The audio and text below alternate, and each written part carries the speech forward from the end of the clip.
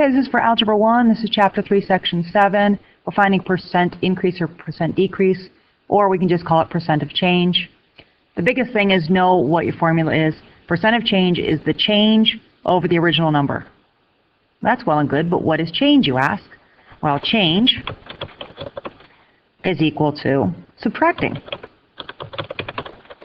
Math becomes quite easy if you just know kind of the general definition of certain words. So if change is subtracting, and then our original number, well, you got to figure out where you started.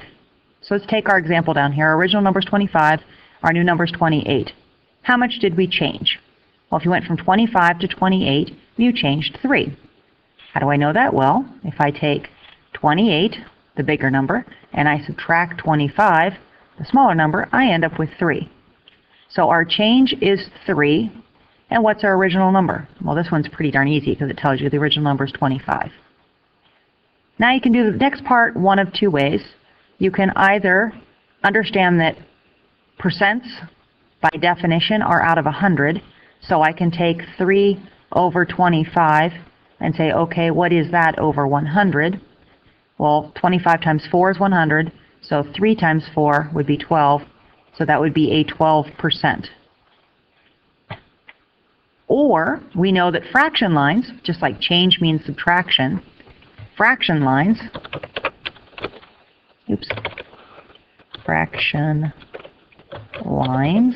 mean divide.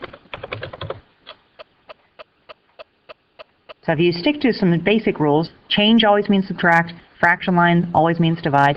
We can take 3 and we can divide it by 25, and you end up with 0.25.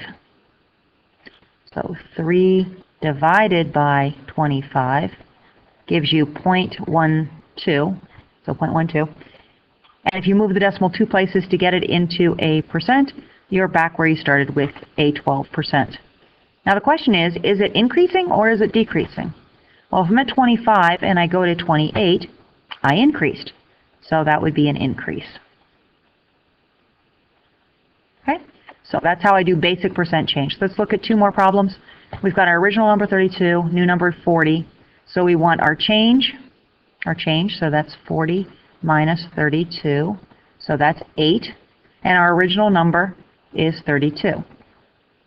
And divide or reduce our fraction, in this case is where I would go. I only would do that because I know that that's the same thing as 1/4, and 1/4 is the same thing as 25%. And last step, always look, am I going up or down? Well, from 32 to 40 is going up, so that is a 25% increase. And this next one, if I'm at 20 and I go to 40, I want my change. So 20 minus 4. And you say, but on the last one, you took 40 minus 32, and on this one, you're taking the 20 minus the 4. Isn't there going to be a difference? Well, let me show you. 20 minus 4 is going to be a positive 16. And 4 minus 20, that gives you a negative 16. Don't I take care of that at the end whenever I say which one, are we going up or down? So that's why I don't care. I always just take my bigger number and put it on top. So anyway, I take my 16 and put it on top. My original number was 20. So I changed by 16. My original number is 20. And again, I can do this as what gets me to 100. Well, 20 times 5 gives me 100.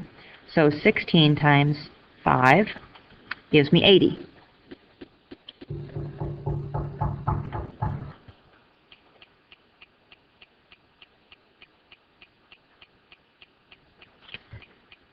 Okay, so that was an 80%. And so then again, last step, I went from 20 to 4, so that's going down, so this is a decrease. So going up, increase, going down, decrease. Don't worry about which way you're subtracting. You'll take care of it at the end whenever you just logic out, am I going up or down?